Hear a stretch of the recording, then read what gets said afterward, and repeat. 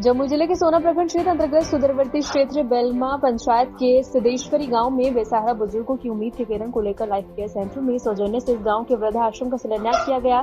शिलान्यास के मौके पर उपस्थित लाइफ केयर हॉस्पिटल के डायरेक्टर डॉक्टर MS परवाज व शिशु रोग डॉक्टर MSN झा, स्वामी आत्मस्वरूप परमानंद स्वामी, निर्जनंद योग केंद्र जमुई, समाज सेवी Bhavanand Rai, Vinay Kumar, Firoz Alam, Onkar Singh, RAD doctor DK Shah के साथ साथ कई वानप्रस्थ आश्रम धारण करता था। वहीं आत्म कल्याण के लिए संन्यास आश्रम का संकल्प लेता था।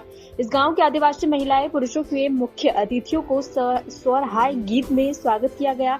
साथ ही शिष्टाचार भेंट में उन्होंने कहा कि वृद्धाश्रम के अन्य 10 एकड़ जमीन दी गई है जिसमें जैविक खेती की जा रही है। सर, इस सुदूर इलाके में आप वृद्धाश्रम का एक शिलान्यास किया, ये प्रेरणा आपको कहाँ से मिली सर? देखिए, एक्चुअली क्या है कि गरीबी की थपेड़ों ने ज़बरदस्त थपेड़ा मारा है।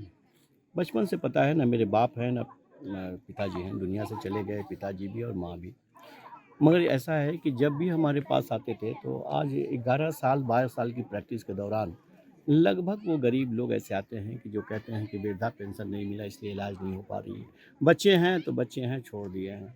ठीक, तो ये बहुत दिनों से प्लान चलता रहा कि कुछ करना चाहिए। ये आप लोगों की मदद से, यहाँ के लोगों की मदद से मैंने एक वृद्धा आश्रम और बड़े लेवल पर वृद्धा आश्रम करने का निर्णय लिया है। और वैसे लोगों की, चूँकि एक याद है कि दो भाई जब अपने में बंट जाते हैं और बांट दिया जाता है माँ बाप को, तो अगर 31 का महीना हो गया तो 15-15 दिन दोनों खिला देता है, मगर 31 का महीना होगा तो एक दिन भूखे रह जाना पड़ता है। तो अब किसी माँ को भूखा रहने की ज़रूरत नहीं है।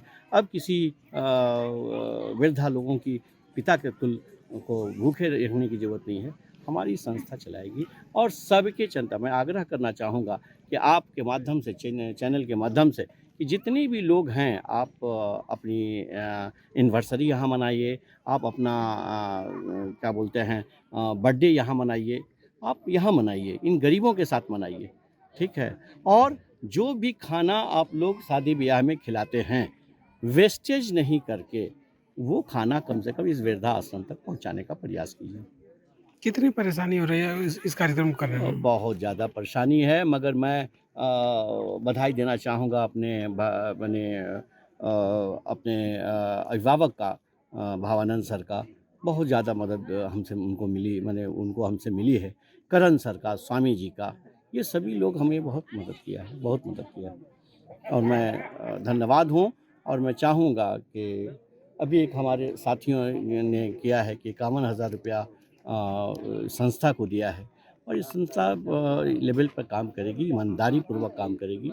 हम चाहेंगे कि और लोग जुटें और इसको आगे बढ़ाएं। सर, जिले में मात्र एक वृद्धाश्रम और इस गांव की प्राकृतिक गोद में बन रही है सर, इस पर आप क्या कुछ कह रहे हैं सर? इस वृद्धाश्रम तो आज से ही चल पड़ा है, वृद्धाश्रम तो बाद में चलता है।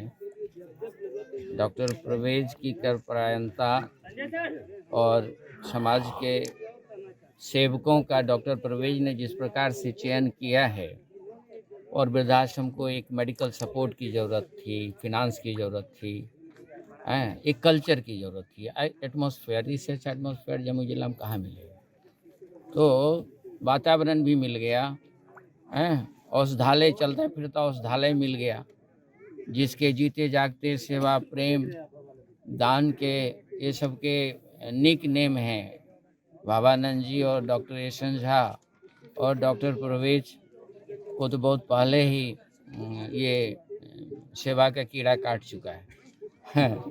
तो वो नीति इतना बड़ा है, ये इतना बड़ा संकल्प लेना, बदनाम से ऊपर उठते हुए आदमी चरेवती की तरह आज तक चल रहा है। दूसरा कोई रहता तो हतोत्साहित होकर के मैदान छोड़ देता। तो अति सराहनीय है, काफ़ी सराहनीय है।